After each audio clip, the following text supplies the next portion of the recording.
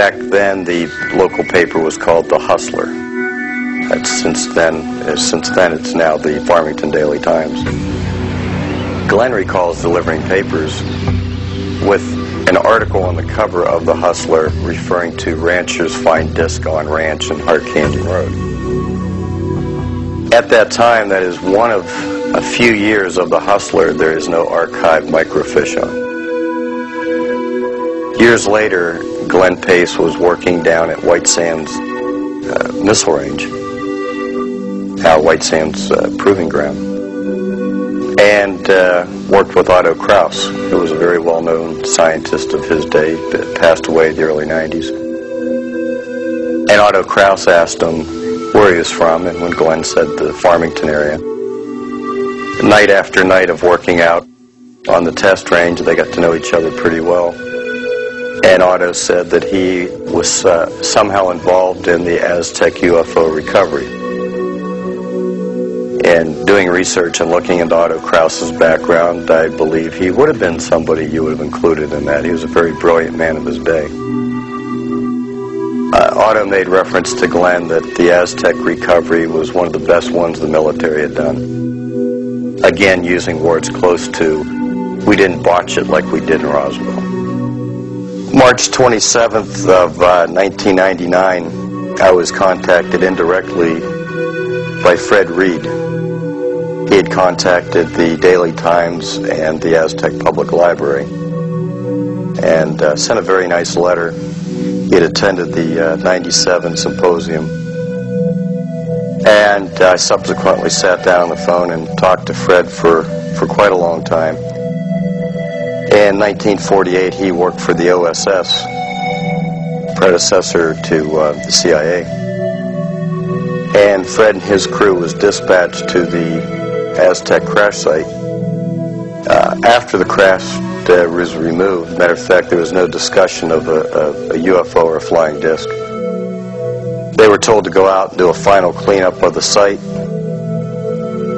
and to absolutely map and survey with great precision the entire area. Yeah, when talking to Fred, I asked Fred, well, what were your thoughts? What did you think when you and your crew got here? And he said, actually, we thought a plane had crashed, which would make sense with all the air traffic over the state of New Mexico, military at that time. He described the mesa back then, having just been there a couple days before, looking back to 1948, that there had been large equipment out there, which they were told to not really re-landscape, but kind of retexture, get rid of all the heavy equipment tracks.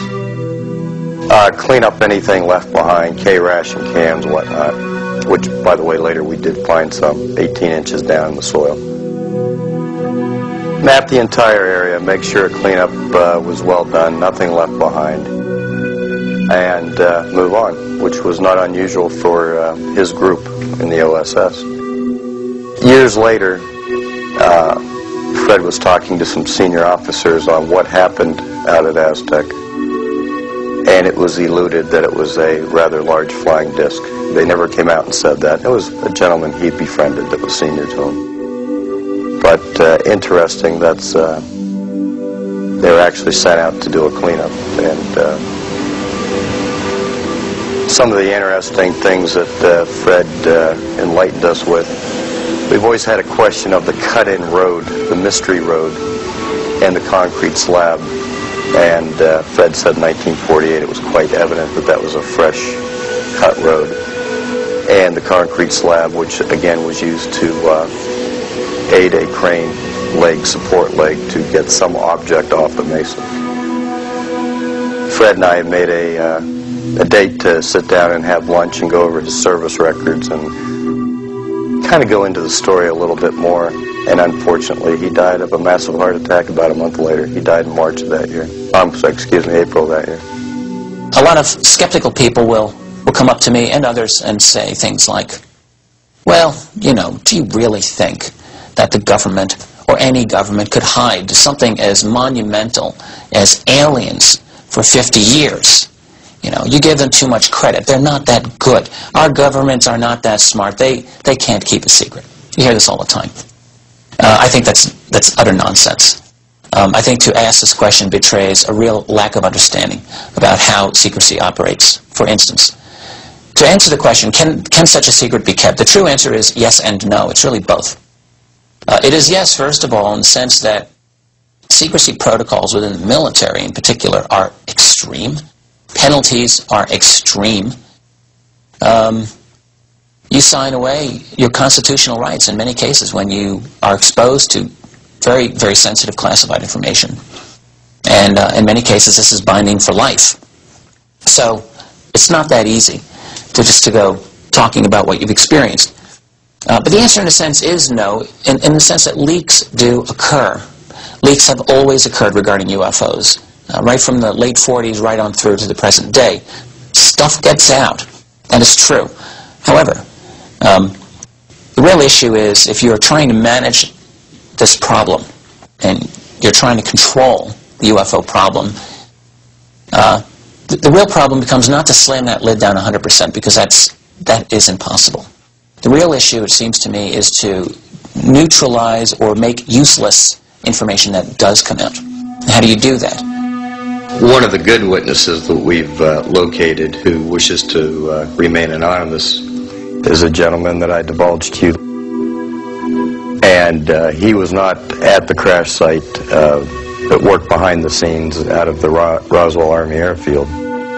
Basically, his job was to review personnel records of the up to 200 people that worked on the recovery, and to make sure that their personnel files would not reflect that they were at the crash site. In other words, making sure that if years down the road somebody made that claim, that they could show through their personnel files that they were nowhere near the area. Like the Jesse Marcel case at Roswell, this individual didn't find us, we found him. Apparently, a lot of the UFO reports that were not going to Blue Book, that were going to this Air Force intel, were going to him. And as luck would have it, when we found him, he was still alive and was up until a few months back.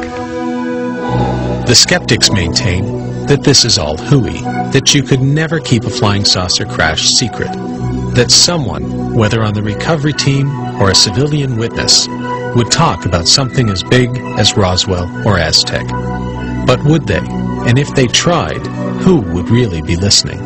One of the most intriguing ones I investigated occurred in early 1964 and involved the recovery of a small triangular-shaped object from a Midlands forest. And in this particular case, I tracked down various witnesses who recalled seeing military cordons and police cordons turning people away from the area. One witness who stood out more than any other literally stumbled upon the recovery scene of this object, which was being loaded aboard a military transport vehicle, and he was treated quite roughly by the military, had his camera and film confiscated, and was warned not to talk about this incident. This was February 1964, and he spoke to me in September 1996. And when myself and a colleague went to interview him, he'd had this, just before we arrived, he'd had this rather bizarre and kind of threatening telephone call from the Ministry of Defence, ordering him as a civilian not to talk to us about this particular case. And it did put him off speaking. He was quite frightened by it all. And of course, we hear accounts like this very often within the UFO subject, and you need to investigate each one on its own merit. What we did, through various checks and things like this, we were able to determine that he had indeed received a telephone call from the Ministry of Defence, one specific branch called the Ministry of Defence Guard Service. Now, this man is now